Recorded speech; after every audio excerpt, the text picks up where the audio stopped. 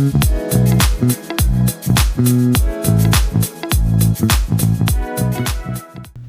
know, I always wish that our hometown heroes had the technology during their time to sort of document their journey.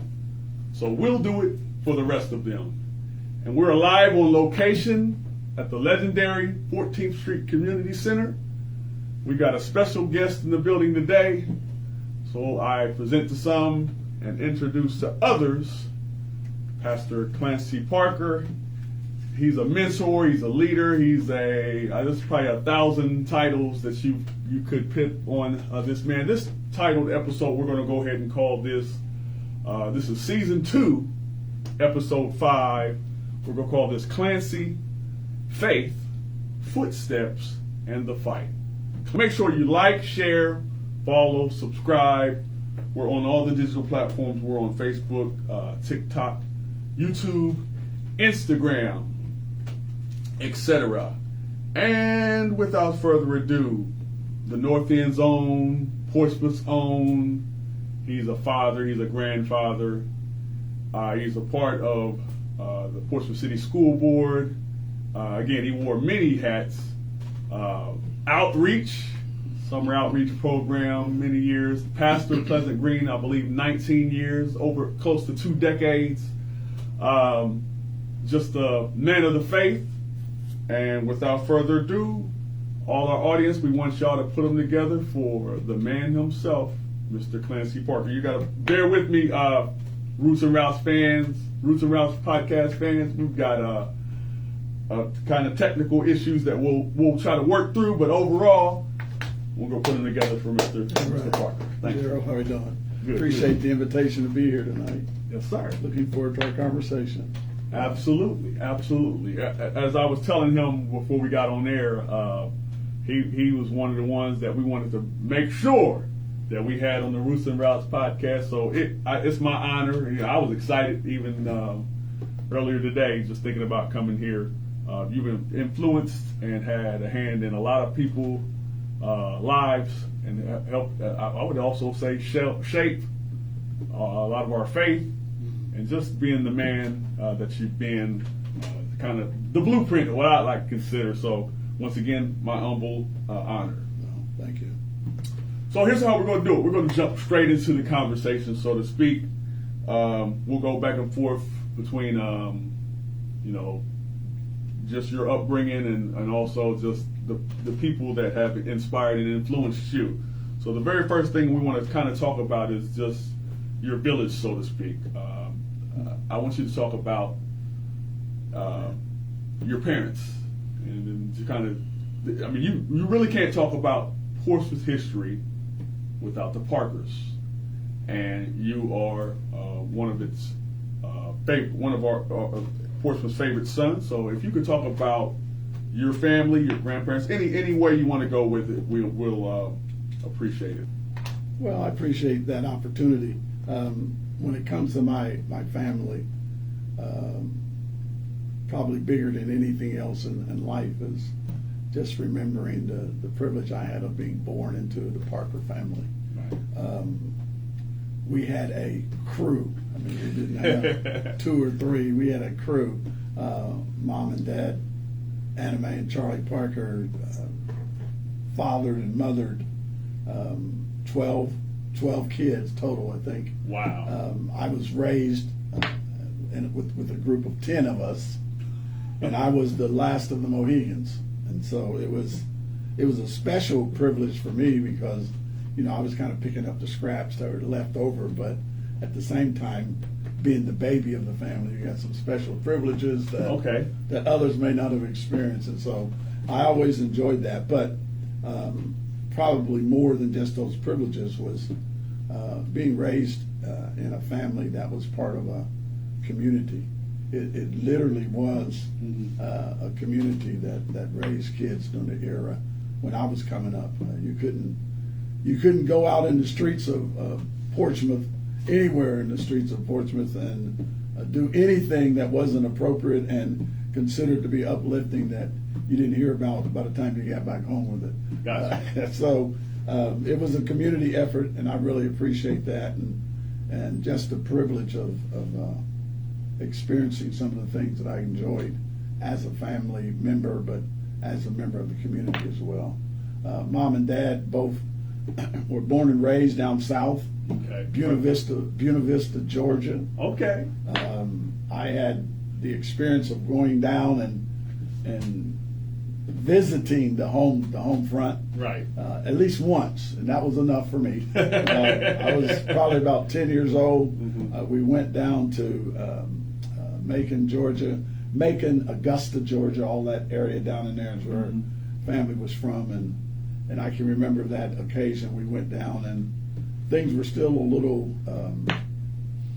They were still growing and developing Right. at the time when I went down there, and so I can remember sitting around watching family members and listening to family members and looking over to my left, and there was a little baby on the bed, and I wasn't sure what it was because it was covered with flies. Wow. And I was about 10 years old, and so I'm just sitting there mesmerized. Yeah. Because it was hot and the doors were open, the windows were open, and people just acting like they were enjoying life and the opportunity to know family and be around family. And I finally just said, "Is something under there?" I kind of found out there was a little baby under there, and they just kind of shoot the flies off and, Oh my and went God. on. And I was thinking to myself, "Well, this is life. This is life as it used to be." Back in the day when I didn't know anything about it. So Understood. So obviously there was the developing growth of what we know now of Portsmouth, and to grow from a child reared here in the North End. What exactly? The exact location, I should say. Where was you raised?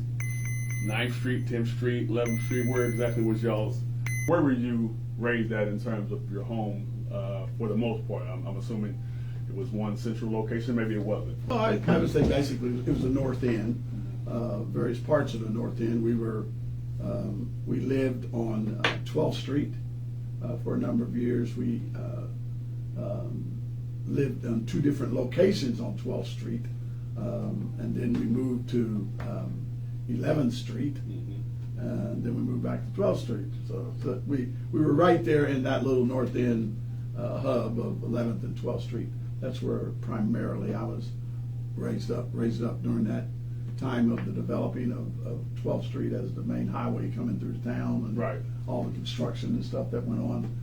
I remember that as a child and enjoyed that experience.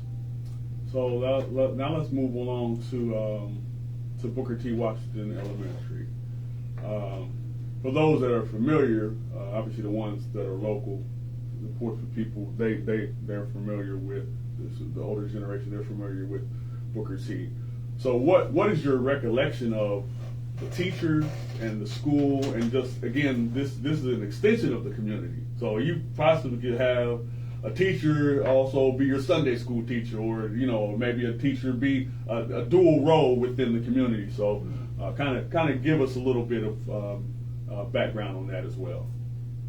Well, Booker T. Washington was a part of the community. I mean, it was where things were happening educationally for all of the kids that were born and raised here in the North End.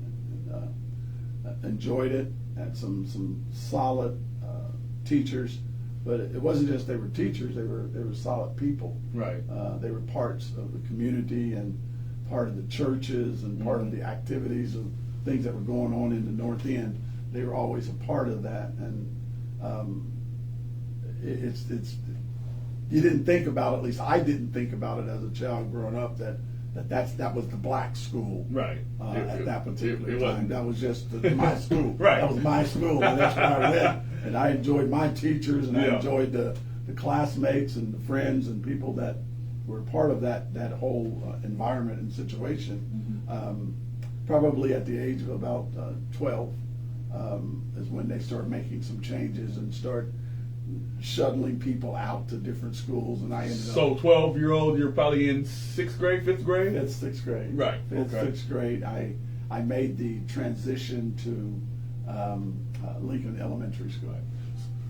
So let me ask you this: if I did my due diligence right, was there a time frame that y'all went to Scudder school as well for like a week in the transition, or did your memory that? My recollection of that is they sent different kids to different locations. Okay.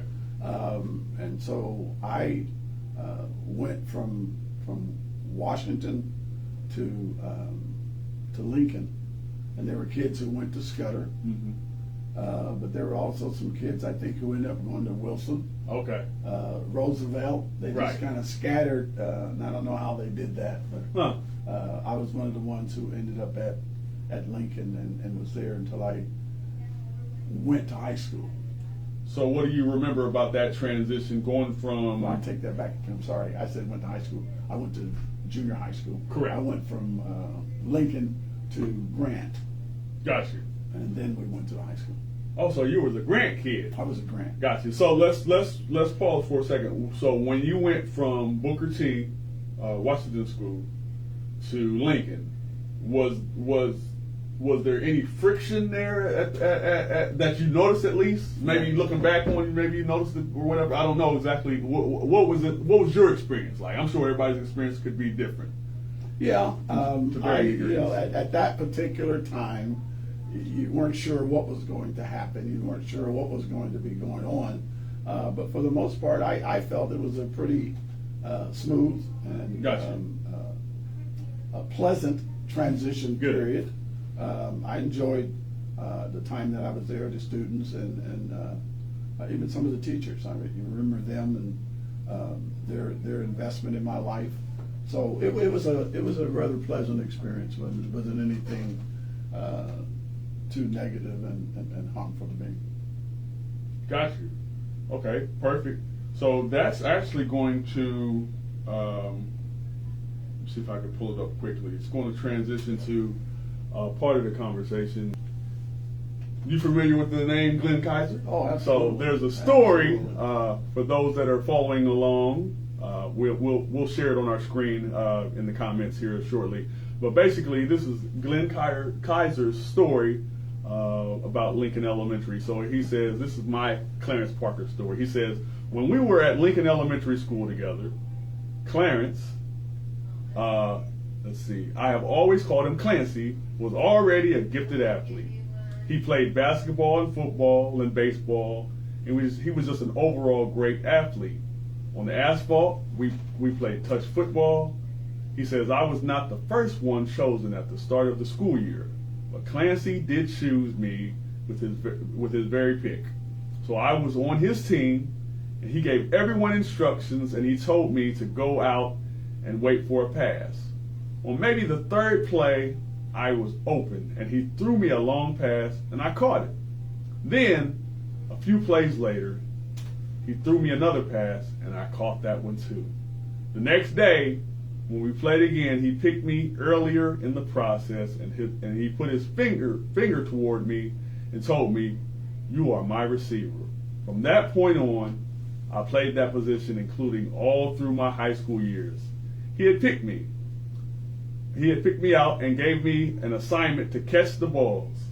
I throw your way, and did the best I could for almost 10 years. Long story short, that was something that, I don't know, at 12, 13 years old, I don't know if my forethought was to try to make anybody better. Yeah. So that's potentially what his testament of what he remembers about you. That's early leadership, that's early quarterback play, and just making people around you better. Do you recall that story at all, or somewhat similar, or what's your recollection of Glenn and y'all's relationship? I remember Glenn. Gotcha. Glenn was he was a great guy. Mm-hmm. I always enjoyed him. And as you said, when we transitioned from Washington, Booker T. Washington School to Lincoln, and to Roosevelt or wherever we went, we had no clue as to what the experience was going to be, and so there was some concern and some issue and some nervousness about settling in. But Glenn was one of those kids who there didn't seem to be any issue with transition. There didn't seem to be any issue with adopting and accepting and embracing new friends and new people. And so it didn't take long to recognize that as a kid. Right. This was another kid who just enjoyed making friends and enjoying the sport and the game. And so that made me comfortable. And I was always glad to be including him in the circle. Right. Including him in the circle, yeah.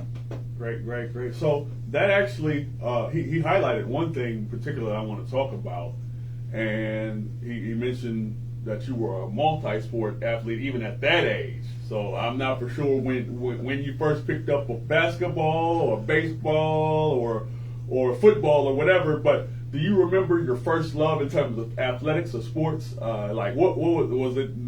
Something that wasn't even any of those three. What was your first memory and recollection of? Probably just hanging out with the neighborhood kids or whatever. I'm not for sure. For the most part, probably not primarily just hanging out, but probably baseball. I love baseball. Right. I don't remember all of the chronology as far as right. Larry and Al and some yeah. of the other athletes that came through, but Yeah. I can remember being impressed with the fact that we had people from Portsmouth, all over North End community, Yeah. who had made it to the bigs and was doing well and Wow. was known and nationally and internationally. So there was always that dream in the back of my head, maybe I could do that. Maybe I could make a contribution like that. That's pretty cool. So I've actually had this conversation with several different athletes that maybe been more known for basketball or whatever, but almost to a T, just especially in that generation, baseball was pretty much the first love of many athletes. So it just kind of speaks to the culture back then, and also how far we've drifted from that. You look at athletes nowadays, unfortunately that's one of the last sports they gravitate to, but clearly it's big time money and a lot of the athletics, but baseball is probably, you got the longest lifespan and just it is what it is. But well, thank you for that sort of insight. I think where we want to transition now is kind of talk about so now you go from Booker T. Washington to junior high at Grant. Do you remember the success or lack thereof that you would have had at the junior high level in terms of either your favorite sport or just any sport that you was playing at that time? Or did y'all feel like y'all was a good group that would be able to, when y'all got to high school, oh man, we gonna be tough? Yeah, we had some athletes, man. We had back in that day, it was Tony Webb and Terry Ferguson and Right. John Reed, and David Alston. Wow. And, I mean, there were a number of guys that were good kids, good athletes, Yeah. and really we look forward to progressing together as a unit. And for the most part, we did that to some extent. There were some additions and subtractions over the years. For sure. But yeah, I enjoyed those earlier years. I have no clue as to where my interest or engagement in sports came from. My mom and dad did not participate. My brothers and sisters enjoyed sports, went to events and things, but they didn't really participate and weren't really engaged in a lot. My brother Jimmy, I think he ran track and did some other things, but for the most part, the family itself, it wasn't a sports family. Right. But yet I ended up gravitating in that direction for some reason. How ironic. Yeah. How ironic. So it wasn't really considered a sports family. So, all right. So we'll kind of veer from sports here shortly, but I want to stick with it for the high school years now. So here we come to the high school time. So did typically the really good athletes play more than one sport, or what was that? What was that side of No, I think that crown was that common. people wore? Yeah, I at think that that time? was pretty common. if you were an athlete, you were an athlete. And you were a basketball player, Yeah. and you were a baseball player. Right. Maybe not baseball, because baseball, again, was one of those sports that there weren't a lot of black athletes that were participating. But Right. for some, me included, me knowing Larry Heisel, me knowing Al Oliver, me knowing some of these people,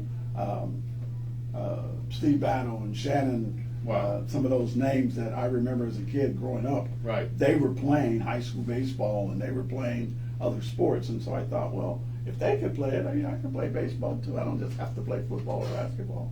So that was how I kind of gravitated into it. And once I started playing, man, I love sports. Mm-hmm. I really enjoyed it, and had a kind of a natural ability toward it. Right. And so just developed those skills and had some good coaches, had some good experiences, and so I just kind of grew with it in regards to that. So you were a part of the famed Greater Ohio League. I believe you played in the Greater Ohio League back. I'm not for sure the last years. I'm assuming sometime in the mid '70s of the Greater Ohio League when Portsmouth was part of that. So could you recall any of the teams that was in that particular league back then? Is that asking up too much of you? No, I mean we were. We thought that the Greater Ohio League was one of the best leagues in the state of Ohio. For sure. And we were playing teams for a little small town in Southern Ohio. We were playing Dayton teams and Cincinnati teams and Right. Springfield South teams. Wow. And, we were kind of scattered all over the state playing teams and wondering. We played Upper Arlington. We didn't know how we got Right. gravitated into that kind of arena, but it was an issue of pride to be able to play against teams like that and to be able to compete. And so we enjoyed it. It was a real exciting experience for us to be traveling Right. to Lima and all over the state Yeah. to go play teams. So here's how we'll navigate this also. So from time to time and periodically, I'll kind of go to the comments on the Facebook page, and we'll kind of engage with them if they want to chime in at any point in time. So your nephew Kelvin, he's chiming in. He says, "Blessed beyond measure. I'm so proud to be my Uncle Clarence's nephew." And further on, it also speaks of Brady Walmack, leader at a young age. It's one of those things where Brady, I think he considers himself a historian, and for the most part, I always love having conversation with the older gentlemen from the North End because it's definitely enlightening and humorous many a time. So Very much so. Yeah. So here we are at the Roots and Routes podcast. Like, share, follow, subscribe. We've had a couple of technical difficulties in getting this thing off the ground, but we appreciate y'all being patient with us. So right now, I want to talk about, if you remember, that district championship team. So some of these names that I'm going to mention, and you kind of gather your thoughts. You got the likes of Mr. Anthony Baggett, rest in peace. Mr. Tony Webb, also rest in peace. You got Charles Taylor. I thought they named the shoes after him. Chuck. So Mr. John Davis, and there was a picture that I had put in the video that I made in preparation for this episode, and in the picture is that district championship team, and I didn't realize there's another gentleman in the picture, Mike Hughes. I didn't realize Mike Hughes was a part of that group as well. So just in terms of Tony Webb, Charles Taylor, Anthony Baggett, John Davis, Mike Hughes, yourself, and any other names that you want to kind of highlight. What do you remember about that year, that season, if you remember it that well, but or that team, any individual you want to highlight? Well, it wasn't so much the season or the team, and that was a tremendous accomplishment to be able to go and play at that level. But those were good guys. They were good athletes, right. Good friends, and we had a lot of fun. And we enjoyed playing together. We enjoyed playing against other teams. There was a sense of pride in coming again from a little small neighborhood in Southern Ohio, but yet going and playing against some of these bigger teams throughout the state, that was something that carried a lot of pride for us, and we were excited about being able to represent our neighborhood and our community. And so yeah, that was a special time. Mike Hughes coaching was I remember particularly one particular issue in regards to playing with Coach Hughes is he ran your legs off. He ran you until your tongue was out. We used to literally, and he used to coach that way. And it's interesting that now his daughter is coaching the girls' team, and they play similarly to how he used to coach us. Got you. We used to run teams off the floor at the end last quarter, and he used to tell us that. He says, you're running as much as you're running, you're doing what we're doing, because at the end of the game, they won't be able to keep up with you. Yeah. And I remember that as a coach, and it was true. It was true, and I really enjoyed that. Yeah, I was talking to Brady earlier, and he talked about Portsmouth. Mike Hughes is the one that got away. They should have hired him a long time ago. But that's neither here nor there. But it is great to watch the Lady Trojans to like you said, his daughter kind of leading the helm, leading at the helm, the success of them. So we'll kind of talk about the sports just as a collective, but one thing I want to also highlight is your football acumen. So to be a quarterback, and more specifically a black quarterback at Portsmouth High School, I'll say it like this: you had teams in the SEC, the likes of Kentucky, Auburn. They didn't even have a black athlete on the team, and Portsmouth. To have a black quarterback. Let me ask you this. You can give me clarification. Were you the first black quarterback in PHS history? There was some discussion and debate about that, and I'm not really sure. At one point, I think someone mentioned, I don't know if Kurt Gentry at some point had played the position, or at least it was considered for that position at one point. I was probably the first starting black quarterback. Wow. That was an interesting experience again. But I think it all happened because of the man who was coach at that particular time, Benny Hayes. Okay. And of course that was a transition period, and that was when a lot of racial tension and issues was going on, and folks weren't really comfortable with promoting black athletes and those kind of things. But Coach Ben Hayes basically said the best player plays the position, and so I ended up playing the position because he felt that I offered the team the greatest opportunity and the skills to be able to carry it. So I really appreciated that. We'll always remember him being such a man of character and doing the right thing instead of just doing what was convenient and comfortable. Okay, so I want to peel back the layers a little bit more before we do.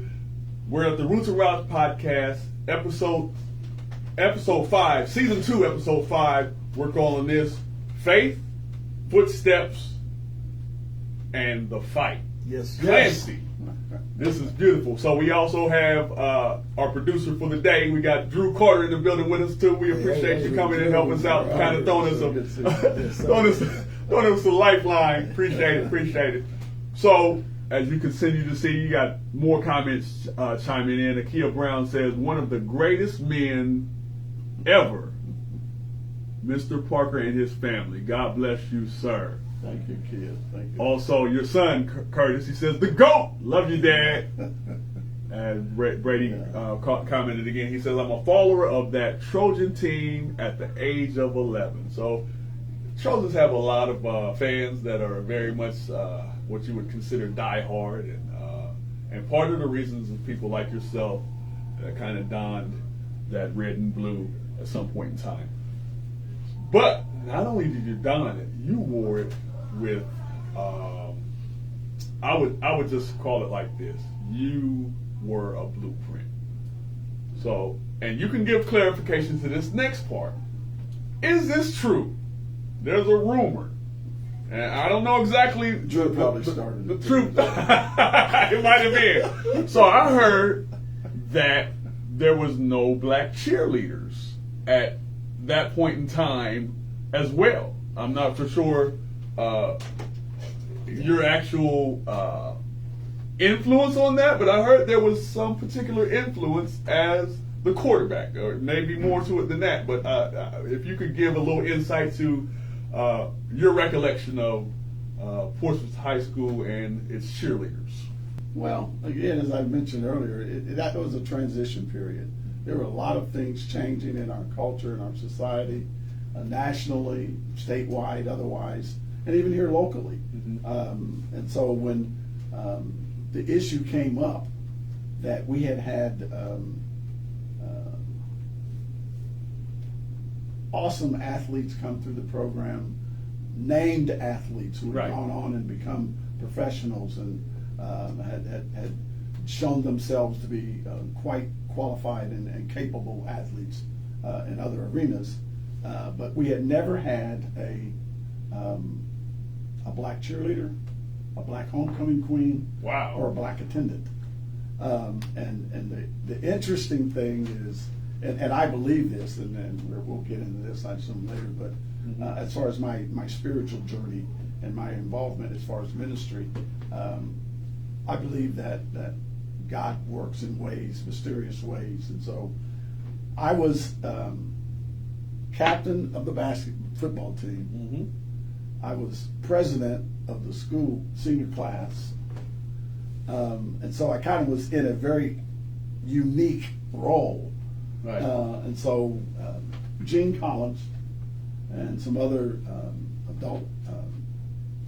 adults came to us and said, guys, our country's in transition, our community's in transition, and we can't pretend like we're not part of that transition. Right. And so you're in a position that you can make a difference, and you can demand some things, or ask for some things, or negotiate some things.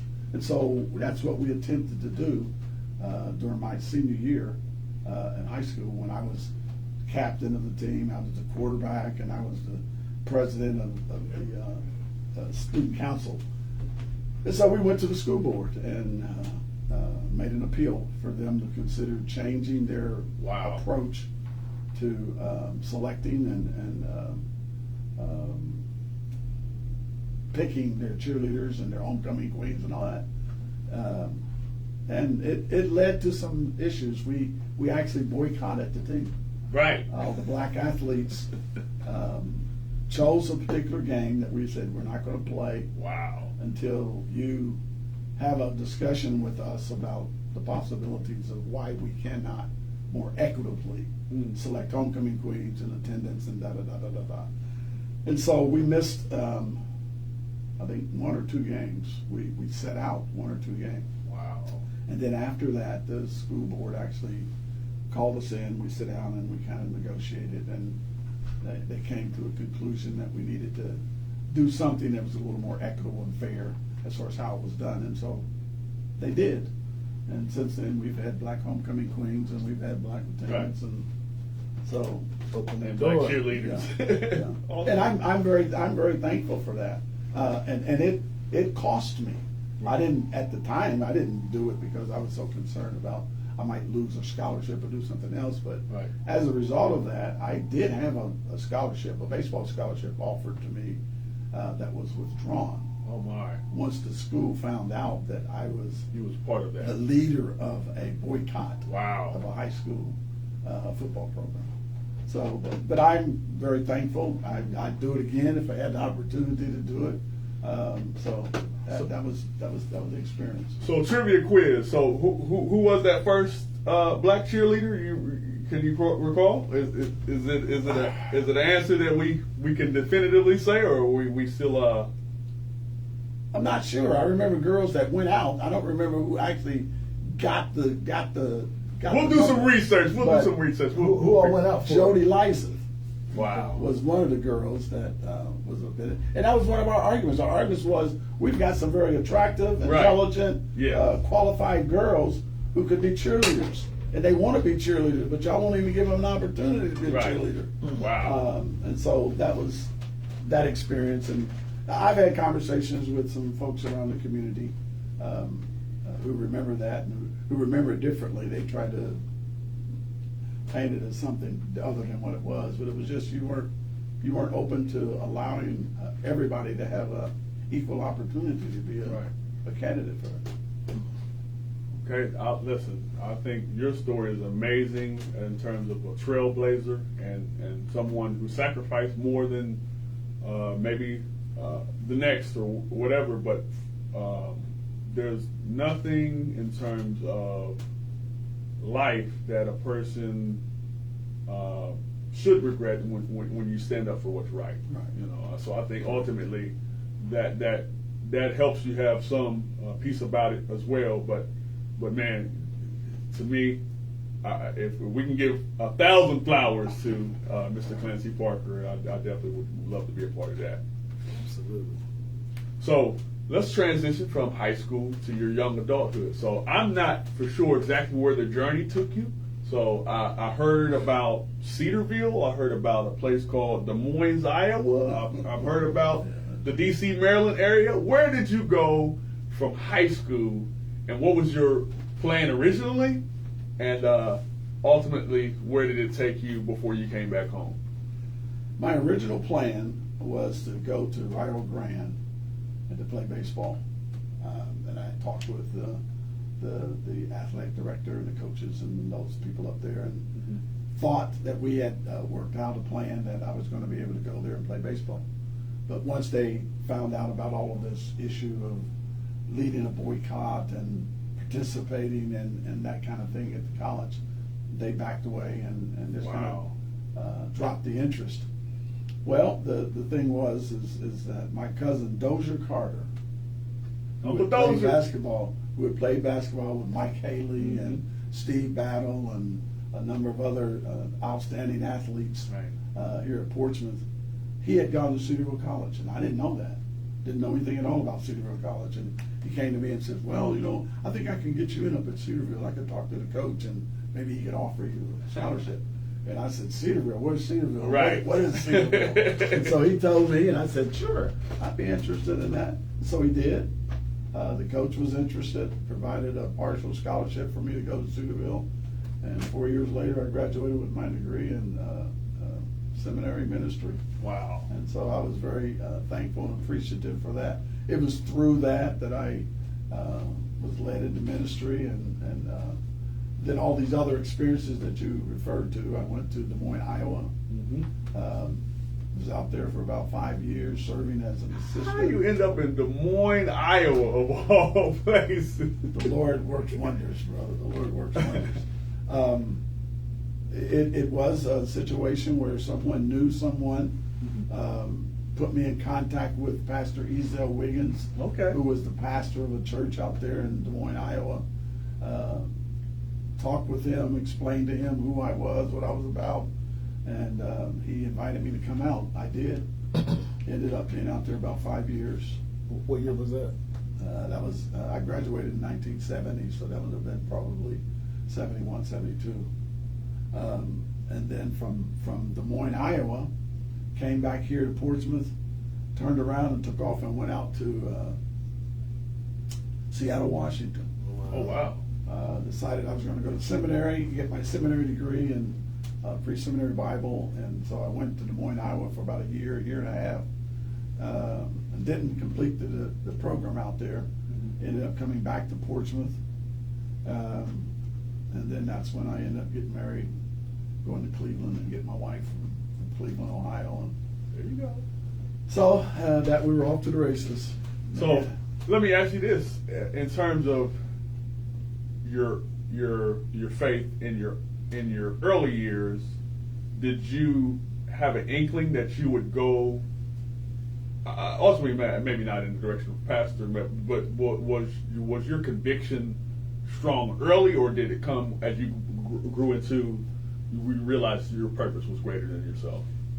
Well, I think my conviction started with my family and my mom and dad. I mean, Deacon Charlie Parker, from as long as I could remember him, he was always a deacon over at Beulah Baptist Church, and then my mom was in all kinds of things. And so my family, we were always, involved in the church, and so I grew up with that being a part of my life, and Right. being a part of what's important and what's necessary in order to be successful in life.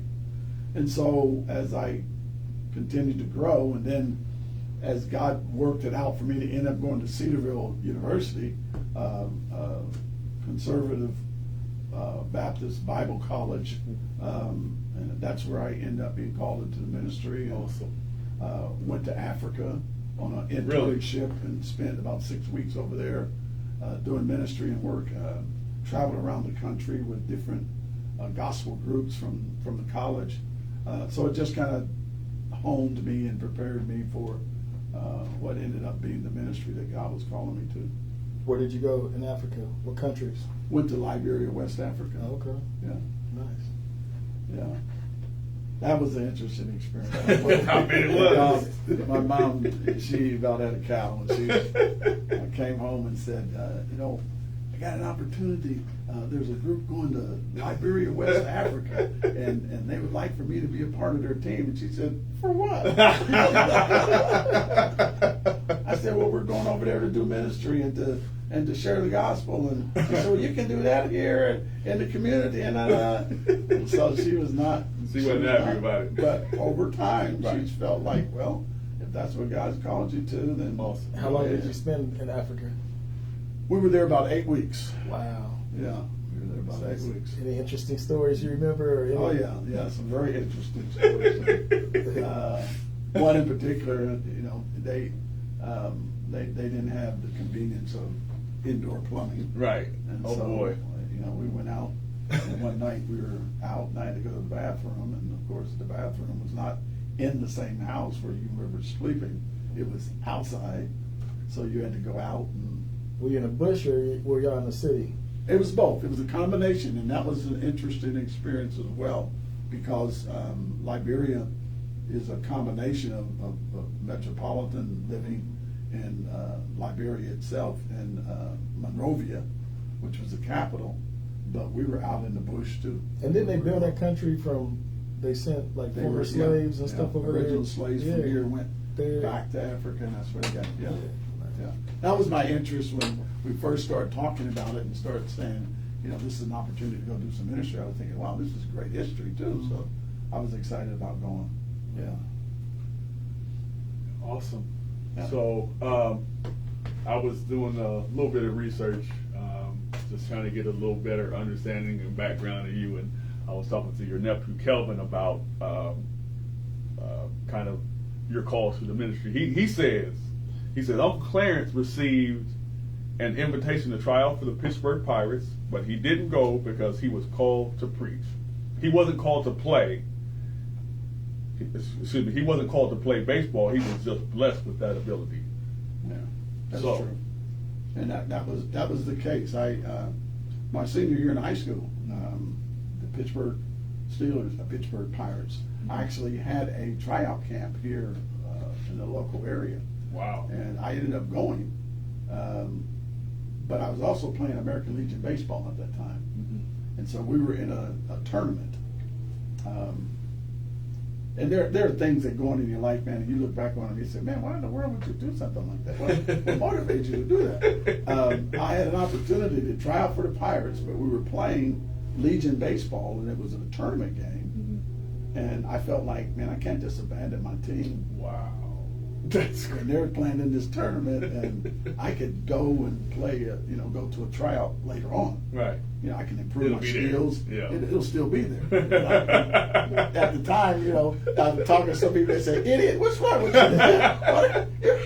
But that's how I was thinking. I was thinking, well, I can't just abandon my team, and so I didn't go to the second, the day of the Pittsburgh Pirate tryout camp. I went to the Legion game and played it in that.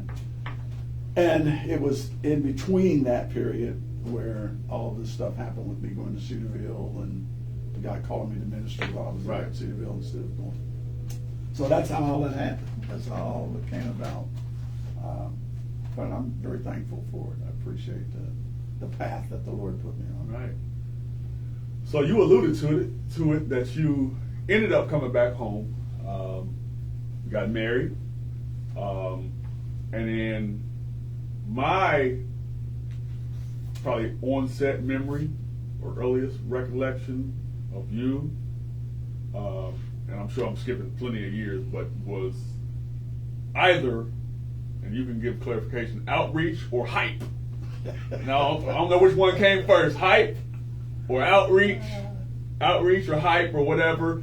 And what was your particular role with both entities? And was you the founder? Was you the visionary of that, or somebody had a thought of that? And just give us your best remembrance and understanding of hype and outreach. Well, to be honest, Jeff Lizeth was the original founder of the outreach Really? program, in the sense that he worked for the counseling center, Right. and he was responsible for developing youth programs and da da da da.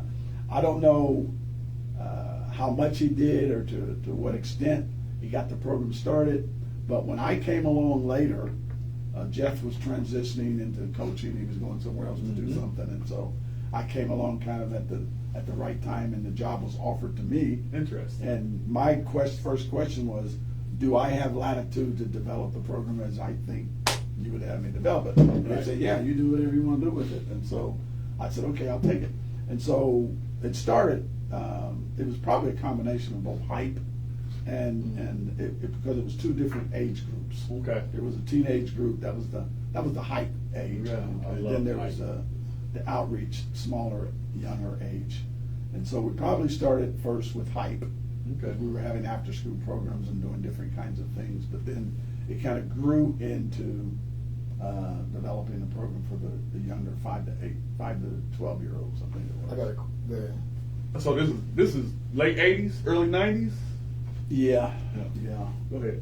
I got a question. I already know what this question. Hey, go ahead. Give me that question. Who got the most 3 strikes? I'm gonna name a couple of names. I'm gonna name a few names. DJ Carter, Jeremy Hamrick, Mikey Lampkins, Boy.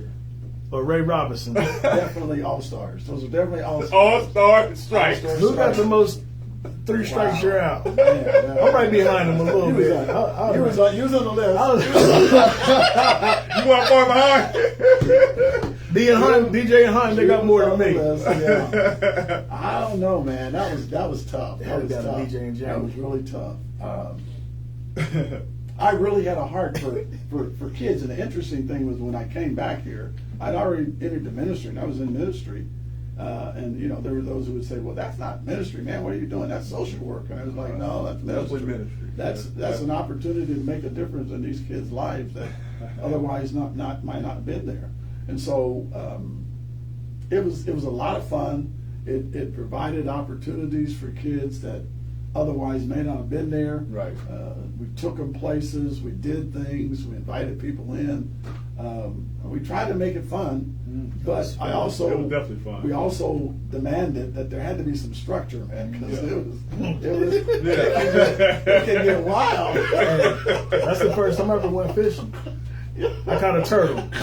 Really? Stuff like that. Yeah. And now Drew, the stuff that he's doing, I Yeah. don't know what part that played in all of it, but the fact that he was able to go and have that experience. Yeah, that was the first time I went fishing, skate. We went to skate land all the time. Yeah, it was fun. Trying It your was best fun. not to get 3 strikes. It was fun. So in the midst of that too was the college tours. Like, to me, Yeah. that was one of the most eye-opening experiences ever as young people, to go places that you may not have even considered ever. If I remember right, the first wave of it was HBCU campuses that we went to, and that was like, wow, like literally a different world from where you come from, and just to see, have that opportunity to go. I think we went to Howard and on the East Coast. I believe that's where we were at, if I remember right. We But tried to take in the majority of the HBC schools. yeah. I don't remember all of them, but Right. it was Hampton, I think we went to Hampton. Yes. That was amazing, man. Just Yeah, I missed those. you go on college tour? I was in North Carolina at that time. Wow. And then by the time we got back, it was kind of just summer outreach. Yeah. Curtis said he was no joke with the strikes. He even Yeah, sent me wait. home once or twice. Oh, I love it. I love it. That's serious stuff. That's serious stuff. Got you.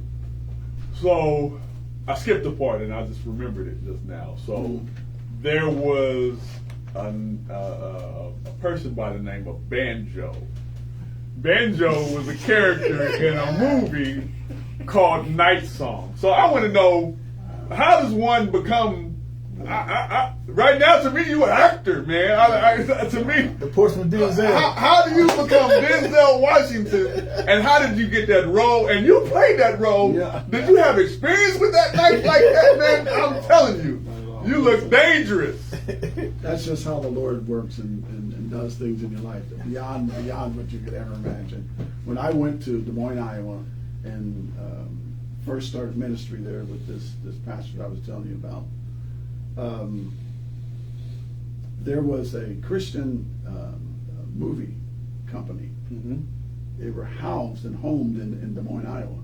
Wow. And so they wrote the script of Night Song, sent out announcements to all the various churches and said, we're looking for some actors and people from the churches who would be willing to participate and be a part of this. And I said, shoot, I could do that. But here's what I thought I was going to try out for the pastor part. There was a part where this guy had a little church, and I thought I was going to be a pastor. And so I went and I read for the script, and the pastor of the actual church, H.Y.P.E, who was the pastor of the church I was working with at that particular time, he also read. So he got the pastor part, and I ended up getting the banjo. All because I happened to be at that church, and it was someone that they knew and said that we could go to Pastor H.Y.P.E and get some members from that congregation and do some things. The young man, the little basketball player that was in it, the black kid, he was one of the youth of the church where I was the youth pastor, and he got that role. And I ended up in the role for banjo, and then Pastor Wiggins, who was the pastor of the church, he ended up being the pastor of the congregation of that little side church that was going on down there. So that's how that happened. And I go down in history as my only experience is I loved it, man. I can watch that right now. It's very. It's just that was fun. Yeah, I'm sure it was. Banjo. What was the line? Oh man, what was the line? Yeah, I remember that one. I'm trying. I got the picture in my head. I don't remember which line you're talking about. Yeah, I can remember me pulling out a knife on my buddy. I think that's the one. The guy that was I was working with him. I can't remember. I can remember the scene. I can see it. See the knife, but I can't remember exactly what I said. And what was going on with that. But I had some kids. My niece. That's the one on the far left. Banjo pull a knife on you.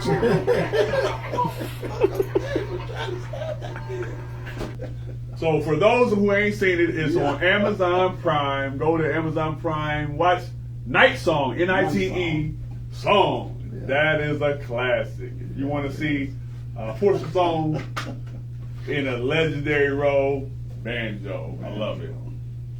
So the other part of, before we get to your pastoring, the other part I want to talk about in your adult life is and maybe you can give me clarification which came first. I'm assuming the school board came first, or did pastoring come first? You remember? Close. Because when I first, came back to Portsmouth, that was during the time when Pastor Clinton Hearns was transitioning out. Right. And so I took over temporarily. I didn't want, nor did I want the church selecting me as the pastor immediately, because I wanted them to make sure that they knew what they wanted. I knew what I wanted. And so I said, we will do this on a temporary basis. I'll be a transition pastor, and we'll spend about a year or so think it may have been a year or 2 years, kind of sorting and figuring out what we wanted to do. And so that's how we ended up taking the responsibility of becoming a pastor there. But that was around the same time frame. I can't really remember which came first, but it was somewhere in the same general. And what was the actual role at the school board? When I first went and joined, I just ran for school board, Right. Because I was concerned about some of the stuff that was going on and thought that we could make a difference with some of that, because I was involved with youth, I was involved with the community, I was involved. So I thought, this would be a natural transition. So I went and ran for school board, got the position, and then I think it was the next year after I was selected to be on the board that I became board president. So you mentioned it. Pastor Hearns was the pastor at Pleasant Green Baptist Church. Then you eventually became the pastor, I believe, for 19 years. Is that 19 years? Hey, this is not only is a dynamic, great preacher, he's a teacher of the gospel, like one of the best teachers that you will ever find in terms of just breaking down the Word of God and allowing you to be able to understand it at the simplest level, like legendary teacher, let alone preacher. So what was the experience of being a pastor / obviously the preacher part, but the difference between just being the preacher and then now you assume the role of being the shepherd over a flock? That was a tall order. From the time I first started in ministry, I never thought I would end up being a pastor. I was preparing and equipping myself to do youth ministry. Right. And thought that was the role I would be playing. But then after serving under a pastor for about 3 or 4 years out in Des Moines, Iowa, and then when I went to Washington, D.C., my cousin James Parker, he was also a pastor, and he was a pastor of a church out there, a church planting ministry. I worked with him and under him for about 3 years. Right. And so ended up pastoring that church that he actually started in Washington, D.C. for about 2 years or so. So when I moved back here to Ohio, I had already had, maybe 4 or 5 years of ministry experience, pastoring experience. Right. But I did not come back here with the intent of being pastor. I just thought we'd come back and help out in any way that we could and support the community. So I was, thankful for the church's interest and desire and wanting me to take that role, and it was a challenge. And I enjoyed it. I think that the Lord used it and made a difference in the lives of the people in the community. Absolutely. And so I was thankful for that opportunity. And it was my community. I mean, that was more than pastoring the church. It was just, this was my community, and this was a need in my community, and at that particular time, the congregation of Pleasant Green. And so I just felt like, Lord, if anything's going to happen, you're going to make it happen. Right. So that's kind of what happened with it. One of the best to ever do it. By far. That's my favorite pastor. Fact. Baptized me. Yeah. Awesome. Hey, look, funny story. Oh, God. I should have known we were going to come back around. Go ahead, Drew. Hey, look, I'm in the water, right? Yeah. I ain't know. Hey, my knees got weak. Hey, you have to get back up. You better back up, though. I got the water. I laid in the water. I was like, I ain't want to get back up. Let me lay here for a second. Oh, that's funny, man. Oh, man. Was you the first black school board president? Yeah. That's what I thought. History. Right. Breaking all the, open the doors for everything. Legendary, man. I'm telling you. Like I said, I was talking with Pastor Parker, and obviously Drew knows, when we was lining out some of the people that we wanted to have on the podcast, you was one of the hottest names, early on, that we wanted to have, just because of who you are as a person and how you're able to articulate and ultimately your story is definitely worth telling.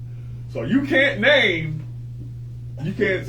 say anything in terms of Portsmouth's history without naming Mr. Clarence Parker. Again, season 2, episode 5. We call this Faith, Footsteps, and the Fight. Clancy, with the legendary, the one, the only, the man, the myth, the legend. So part of your ministry at Pleasant Green is one of the most, what I consider life-changing things that you've done, which is the Haley House. Mm-hmm. So I believe it was yours and Mrs. Carmen Josie's brainchild, so to speak, and you can kind of give a little bit more background or clarity to it. What was your idea originally for the Haley House, and then what it eventually came to? And of course, obviously, the Daily Bread was such a blessing to men that came in and out of transition. So you just kind of speak to the Haley House and what you thought of that. Well, my training through Cedarville and preparing for ministry and my engagement in ministry out in Des Moines, Iowa, Washington, D.C., and wherever I had been, there was always this interest that, it wasn't just to be a in-house kind of ministry, but it was to be reaching out and touching the lives of people in every aspect of our community, every aspect of our society. And so when we first started, the idea of the Haley House was, alcohol and drug addiction was a very big thing, and was impacting the lives of so many different people, including people in our churches, including people in our families and in our community. And so I was very concerned about wanting to, and some of it had to do with the fact that I was an employee of the counseling center, which was an alcohol and drug treatment center. Right. And I had seen some of the programs and some of the things that they were doing and some of the differences they were making. And so I wanted to offer that same opportunity for people out of our local community and out of our church family community. And so that was, I think, that was an awesome opportunity for investing in people's lives, getting outside of the walls of the church and actually investing in people's lives to make a difference for the future. Definitely made a difference. I think just looking at a lot of the people that I had witnessed come in and out of the Haley House, a lot of people, they come back years later and talk about the impact that it had. So I think that in itself is a testimony to your vision and how that was an impact to a lot of the community. So definitely hats off to you and salute. So let's go back to the comment section one more time. Robert Anderson, Mr. Bob Anderson says, I will always cherish my memories of being associated with Pastor Parker and his family. Much respect. Dr. Bob, Father Anderson, definitely respect, respect. So, in terms of your family that you've built, how has your family supported your mission, your calling, not just ministry, but just overall your life? Because you kind of speak to that as well, your wife, or however you want to kind of talk about it. Well, that's a very, very important part of any ministry, of any career or job or dream that you launch out to pursue. Right. Is having support, having a family that supports you and loves you and would be willing to be a part of that. And my family has done that, and I've appreciated them. Hasn't been perfect. Our relationship hasn't been perfect, but I am so thankful for my wife, for my children, and for all of my family members and the investment that they've made in me. some of my fondest memories of growing up is my relationship with my brothers, my sisters, and family members who were just such an awesome role model for me. And so I'm thankful for that. I'm thankful for my children and grandchildren. 5 children, 8 grandchildren. Wow. And Beautiful family. thank God for the privilege. Awesome. All right, so we'll continue on. Once again, we're here with Pastor Parker, chopping it up respectfully with Clancy. So you spent, I think I've seen 39 years of outreach. Was it that long? Was it? I don't think so. 29 years? What was the number? I I hope it think wasn't that if you long. started in, I think you ended it in wasn't 2016. 39 years, so you're right, 2016. It was a minute. It was a minute. When did you start? And I think you started in 90. So it was about 27 years maybe? Does that sound about right? Well, the 26. counseling center, maybe. 26. No, it wasn't that long. Okay. 26. 26 years. You started in 90 and it was 2016. I think your last year was I don't know about that. 2016. It was a minute. It was a minute. You spent some time. 1990 to 97 group. Yep. Yeah. That in itself that's a lot. My peer group in elementary school. Woo! We had some awesome kids, though. Right, There were some right. awesome kids For that sure. came to our program, and I always counted it a blessing and a privilege to be involved with them, and really to be able to provide them with some opportunities that may not have been otherwise available to them. For a lot of us, that was our first time having a male figurehead. You know what I Right. mean? So we get in there thinking that we can do what we do with our grandmothers. Reverend Parker ain't on it. Yeah. You know what? I think you need to go think about it for a day or two. Going home. Yeah. But, Shout out to Miss Rosanda Oliphant. Thank you for sending the stars. We appreciate it. Hey, this is an amazing man, and I think it's an amazing opportunity to continue to try to find out exactly how the journey went. You know, the steps that you've taken, and so if you pastored at Pleasant Green for 19 and 20 plus years at Outreach, if that was all you did. that's a lot. That's But a lot. The ministry, though, people don't, something we overlooked is the food bank situation, Right, what you for call sure. it, the food pantry. Yeah. Pantry. That was for a lot of influential. us that grew up, that was, Yeah. hey, that's the lifeline. You know what I Right. mean? My grandma, hey, we going over there. They know y'all coming. Yeah. DJ and I, we got to get the 2 bags of grub. Yeah. Be happy to have some food, because a lot of people were struggling, That was at amazing. the time, and that was a blessing for real. You're right. That was. That It was a blessing to us, Right. and to challenge our people to understand that that was, you don't know the impact that has on people's lives. You just take the opportunity to make yourself available to help and assist somebody. You don't know. I tell people all the time, my grandmother, you got to think, she was on a fixed income, $550 a month. That's like what, $6,600 a year. Right. Yeah. We got a little bit of food stamp, but we didn't have a lot. So Right. Yeah. that food, when the food pantry come through, that was That's clutch. a game changer. That For helped. real, That helped. because if not, you have to wait till you get to school Right. to eat. You know what I mean? So, I appreciate you sharing that. but that was a blessing, and people sometimes they don't realize what the churches are doing. But they're doing a lot. Right. I remember people going to the church trying to get help to pay a bill, and then you got to think about a lot of people ain't even giving to the church like that. So you're trying to help these families out. That's a lot of stress and pressure on people, to try to make it right.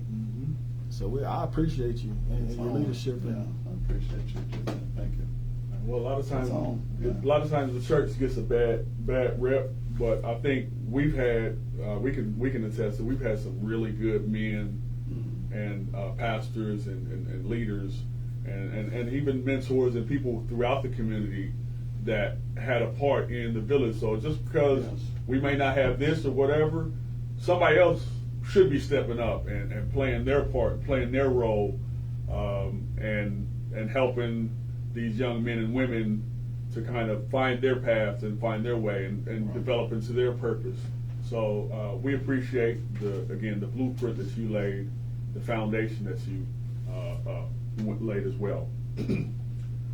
So after you retired from pastoring, there was a transition where you had a health battle. Yeah. And what did the cancer, how do I word this, in terms of that season of your life, what did it reveal about yourself and your faith that it was deep rooted? What do you feel like that struggle, that battle brought out of you? Well, I mean, I think for anybody, to have to come to terms with your own individual mortality, it's a challenge. I had been a man of faith for years, and teaching and challenging and trying to model faith. But during that period of time, I can remember my kids actually thought that Dad's trying to give up on us. Dad's trying to give up on us. Wow. And even though that wasn't the case, Right. it was just a a dark, right. difficult time. Right.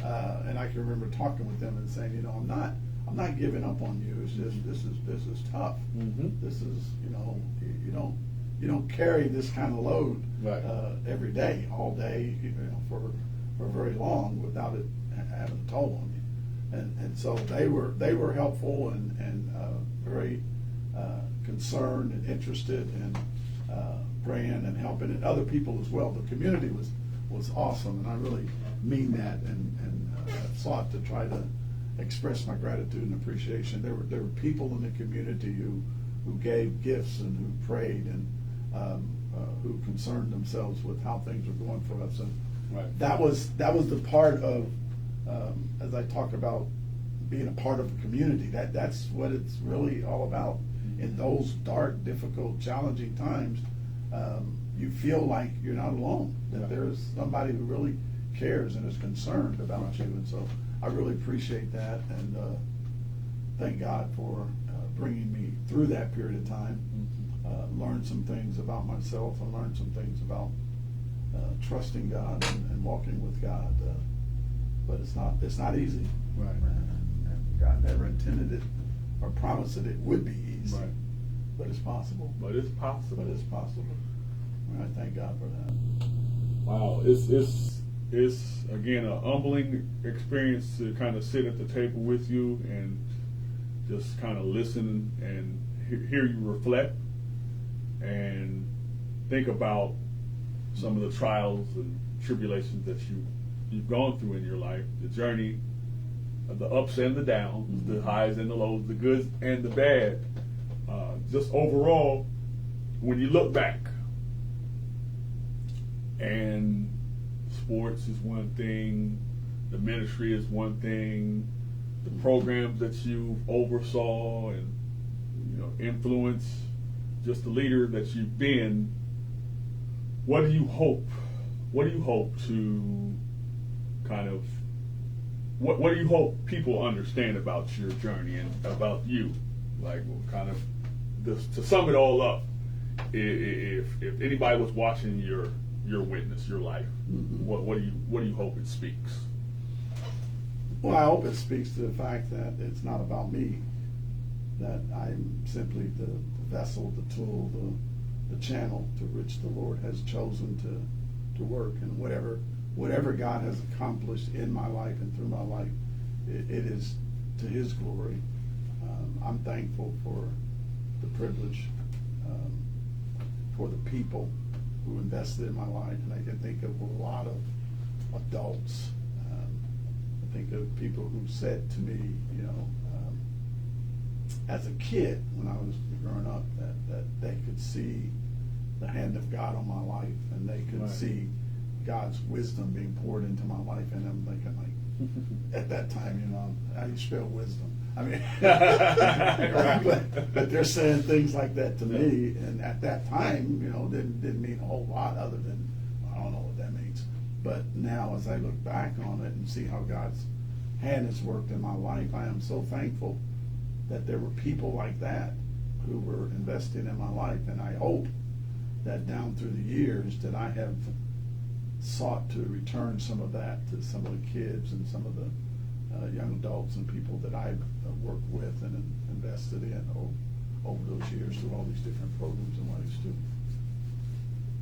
Did it for me. You got one of us. Yeah. I appreciate that. I really appreciate what you're doing, man, that you Absolutely continue to seek to make a difference in our community. I lost my hair doing Yeah. that. I'm thankful that I didn't do that. I appreciate the offer, the sacrifice. Both of y'all are giants, man. I think that's funny though. So, Drew, you got anything else you want to kind of add to or either question or just add to a comment? I just want to say thank you. I really appreciate it. We had talks, and he seen me I've been a mess over the years, and I really do appreciate Reverend Parker, man. You one of the most solid people I ever had in my life. Facts. Thank you. No. I ain't trying to get all emotional. That's real. That's real. It's real. So, what I want to kind of give you the floor in terms of closing this thing out. I'm seeing some of the extra comments on here. Your strong foundation, the things that you've been through will grow your faith. The prayers have helped you get through. You made it through. Miss Rosanda says you're a little gray too. Yeah, you notice that. Yeah, I started to put some black on there. It's all good, man. Honestly, though, even with that, you really don't look like what you've been through. You look very amazing, strong man of God. But the signature question that we always like to ask at the Roots and Routes podcast is, if you had 12-year-old Clarence Parker in front of you right now, with all that you've been through in your life, the choices that you've made, the decisions that you've made, if you had 12-year-old Clarence, Clancy, we affectionately call you, in front of you right now, what advice would you give to your 12-year-old self? Wow.